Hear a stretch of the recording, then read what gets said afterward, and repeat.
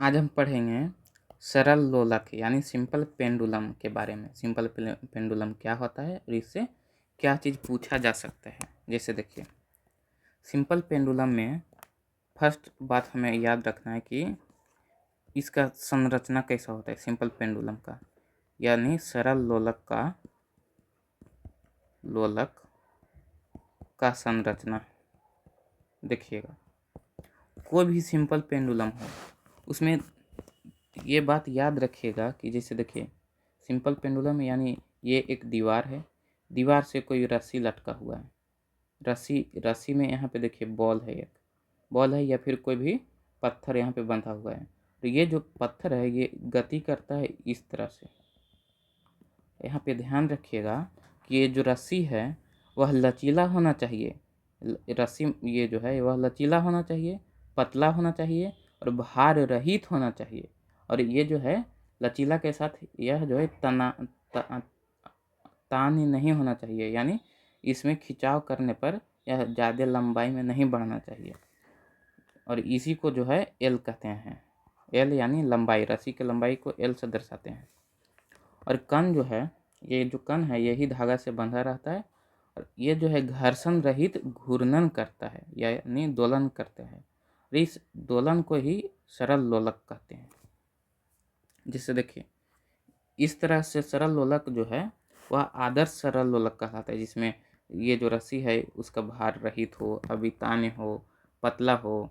लेकिन यह जो है उपस्थित है, ये नहीं है वैसे रस्सी, लेकिन उसी के जैसे रस्सी है तो रस्सी जरी कम तना है तो वो उसी को कहते हैं सरल लोलक। सरल लोलक में एक आता है आयाम। आयाम जो है इसको कहते हैं एम्पलीट्यूड। एम्पलीट्यूड क्या होता है, जैसे देखिए, यह जो कण है वह मध्य स्थिति से, जैसे यही मध्य स्थिति इस कण का, इस कण से इस ओर जाता है और अधिकतम विस्थापन यहीं तक कर सकता है, तो यही जो हो जाएगा एम्पलीट्यूड हो जाएगा। इस और यही कण का इस ओर जो है अधिकतम विस्थापन यहीं तक है, तो यहीं तक जो लंबाई होगा यही हो जाएगा एम्पलीट्यूड इस सरल लोलक का। लिखिए, मध्य स्थिति से गोलक के अधिकतम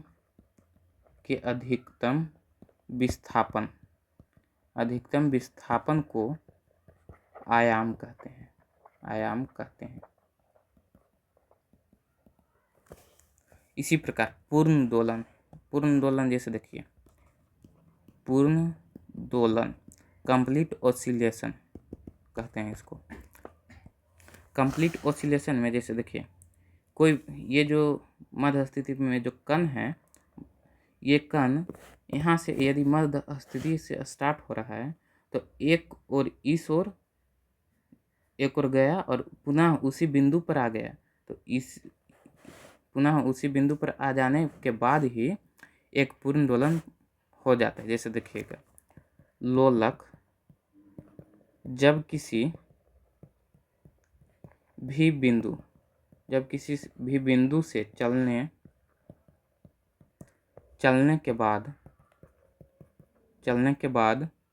पुनः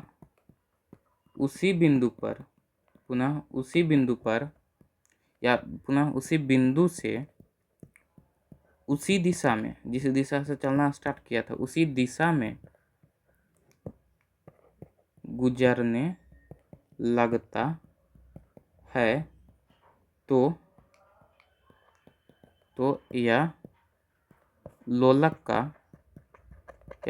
का एक पूर्ण दोलन होता है। यह भी ध्यान रखिएगा।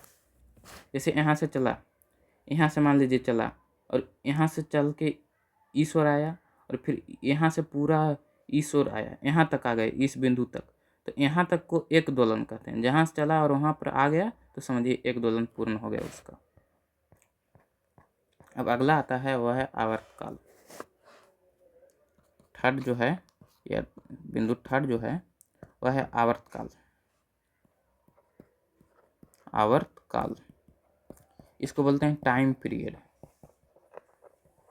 Time period. देखिए टाइम पीरियड क्या होता है, एक पूर्ण दोलन में लगने वाले लोलक का जो समय होता है उसी को आवर्तकाल कहते हैं। जैसे एक पूर्ण दोलन में लगने वाले समय को लोलक का आवर्तकाल कहते हैं। और आवर्तकाल को टी से सूचित करते हैं। टी इज इक्वल टू होता है 2 पाई इंटू एल। एल जो है वह प्रभावी लंबाई है, प्रभावी लंबाई बाई जी। जी जो है गुरुत्वीय त्वरण है, जी जो है गुरुत्वीय त्वरण है, जो कि 9.8 मीटर पर सेकंड स्क्वायर होता है पृथ्वी के लिए। यह ध्यान रखिएगा, आवर्तकाल जो है वह होता है 2 pi into L by G, root under L by G. यहाँ पे ध्यान दीजिएगा, आवर्तकाल जो है वह गोलक के द्रव्यमान के ऊपर नहीं निर्भर करता है। जैसे देखिए गोलक की ये द्रव्यमान है ब्लैक वाला, तो इसके ऊपर आवर्तकाल इसका नहीं निर्भर करता है। किस पर करता है, तो लंबाई जो है रस्सी का उस पे, यह भी ध्यान रखिएगा। यहाँ तक जो है आपका ये जो है सरल लोलक समाप्त हुआ। और यदि वीडियो अच्छा लगा हो तो चैनल को सब्सक्राइब कीजिएगा, वीडियो को लाइक कीजिएगा।